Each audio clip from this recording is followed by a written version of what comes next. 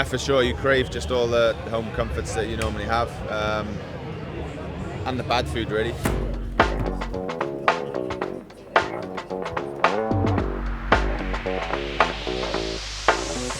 Yeah, well, at the start it was little paninis and stuff, and even the breakfast and things and dinners were pretty basic.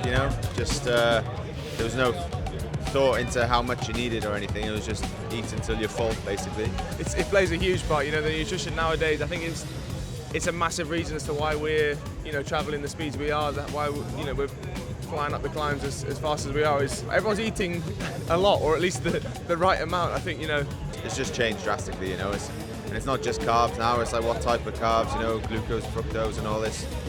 In the past, you'd sort of expect riders to lose weight over a Grand Tour just because of the physical nature of it, but nowadays you have to be quite good at eating, I think.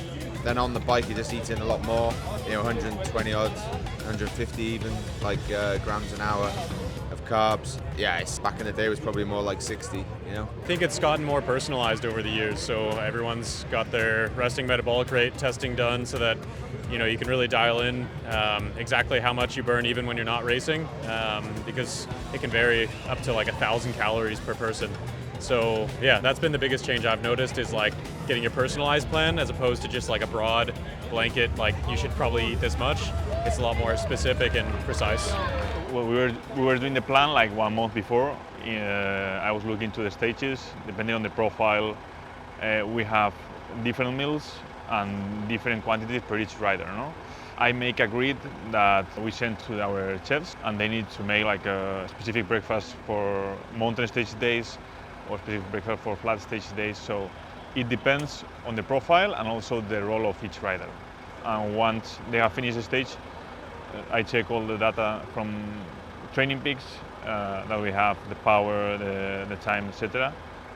We record what they were eating during the race, and depending on that, we fix the post-race meals. Part of the progress too is figuring out how to help your body absorb more carbs on the bike, because before things were a bit more simple sugars that we were eating on the bike, and sodas and just gels that were simple form carbs, but now they're quite complex carbs, and your body can absorb more so that your stomach doesn't feel bad when you're eating that much. It gets a bit tiring for your palate, but for me, my stomach can handle it every day, no problem.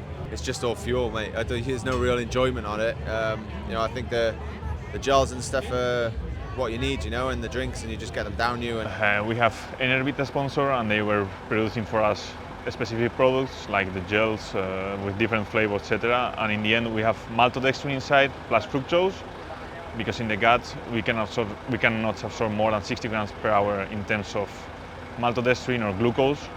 That's why they were mixing in 2:1 ratio, 2 maltodextrin, 1 fructose, because we are using different transporters in the gut, and that's how they can reach high quantity of carbohydrates per hour. During the stage, it's up to them.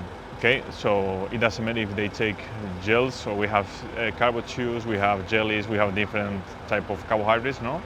Also we have bidons that we mix with something with electrolytes or without, depending on the heat.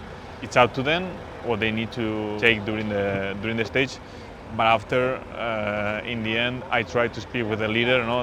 That means I was speaking with Tadej before the tour, to know his preferences, and depending on that and what he should do, I prepare the plan. We definitely eat a lot of real food as well. It's just on the bike we eat a lot of gels and bars and things, but I think every team has a private chef with a private food truck that goes to every hotel to cook really diverse, healthy, tasty food.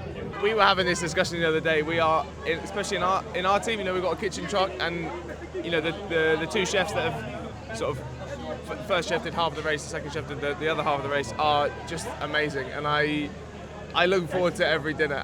And when you have to eat a certain amount, it's easy to get bored of eating, but actually we are very lucky here to have just really nice food every night, and I can't wait to get my hands on whatever comes in the evenings. After a Grand Tour, I don't send them just a program. They have it depends on the goals that they have, but at least 3, 4, 5 days they have a free. I think that they are eating junk food, that they were not eating before. But in the end, they are quite professionals, and they know that after they need to perform in another race. So that's why I leave them like 3, 4, 5 days free, just to reset their minds, no? Because also being daily, because it's mandatory to weigh their food, so it's a bit tough also mentally for them, no? Yeah, I think it's really important just to have a week where you're not logging how many grams of carbs you've eaten or how much protein or fat, you know, like you're not thinking about that sort of stuff. And yeah, normally, yeah, it's a week or two of that is always needed.